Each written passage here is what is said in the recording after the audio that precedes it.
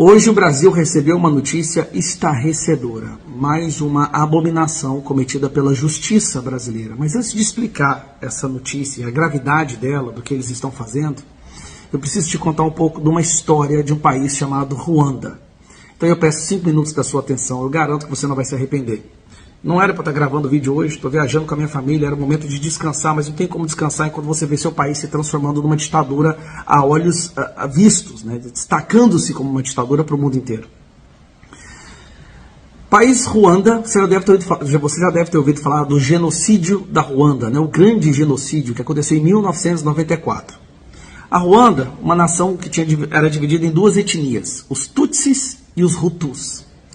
Tutsis representavam em torno de 14% da população e os Hutus, né, os outros 86%.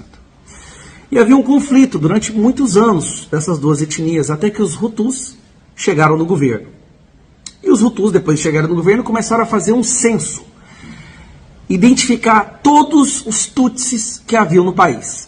Eles começaram a identificar e fizeram uma lista com endereço, idade, nome e profissão de todos os Tutsis, né, que era da etnia inimiga deles, do país inteiro. Eles alegavam que era apenas um censo, para saber a porcentagem de cada etnia, para poder protegê-los, e os Tutsis deram suas informações.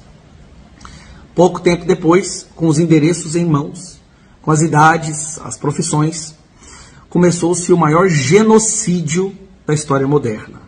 Isso aconteceu em 1994. Não é uma história de Segunda Guerra Mundial ou da Alemanha nazista dos anos 30, não.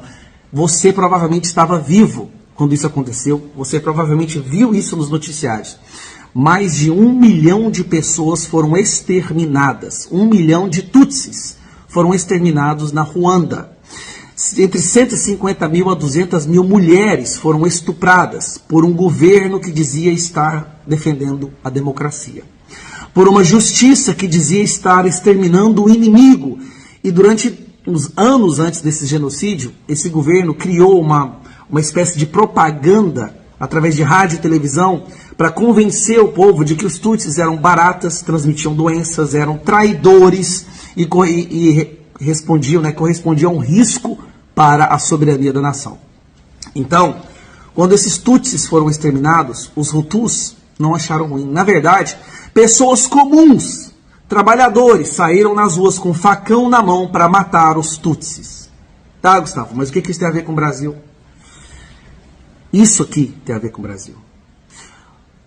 Um cara do PGR, um cidadão, acabou de determinar que as plataformas das redes sociais identifiquem todos os seguidores do presidente Bolsonaro nas redes sociais. Nós estamos falando de mais de 40 milhões de pessoas, 50 milhões de pessoas, se você for somar todas as plataformas. Eles estão preparando uma lista de extermínio, aparentemente. Em que democracia, em que nação, não precisa nem ser democracia, não precisa nem ser democracia, em que nação minimamente sensata isso seria aceitável? Determinou que todos os seguidores do Bolsonaro sejam identificados, seus dados sigilosos sejam entregues numa espécie de relatório para o Alexandre de Moraes, para o STF e para a PGR. Por que motivo se deve identificar todos os seguidores de um político da nação? Qual é a intenção por trás disso? Será que nós estamos prestes a enfrentar uma nova Ruanda?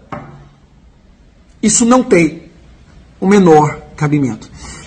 Eu esperava coisas terríveis desse Estado brasileiro depois que a facção criminosa chegou ao poder. Mas nem na minha pior imaginação eu seria capaz de conceber isso. Eles quererem listar todos os apoiadores do presidente Bolsonaro. Isso é extremamente perigoso. Já passou longe de sequer tentar falsear-se como uma democracia. É caso assim de pensar em arrumar a mala e ir embora o mais rápido possível, porque o próximo passo é paredão. É um bom fuzil com uma boa bala e uma boa cova, como dizia aquele intelectual da esquerda. Eu estou extremamente preocupado. O Brasil deve ficar muito preocupado com o que está acontecendo agora.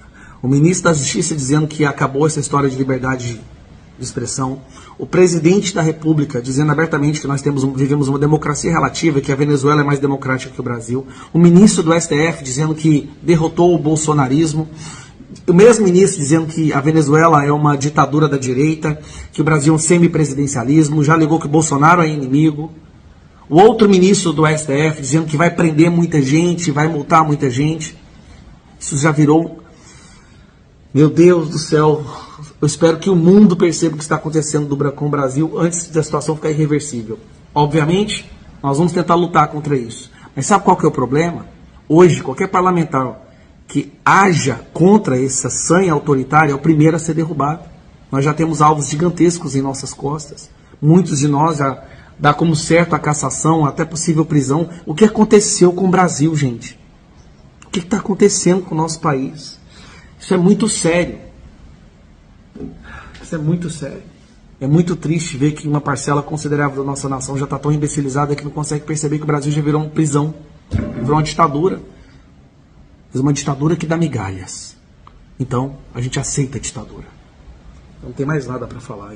Muita oração. Eu vou sentar ali agora, vou lá fora, vou orar bastante, vou rezar, porque não tem condição um negócio desse. Não tem condição.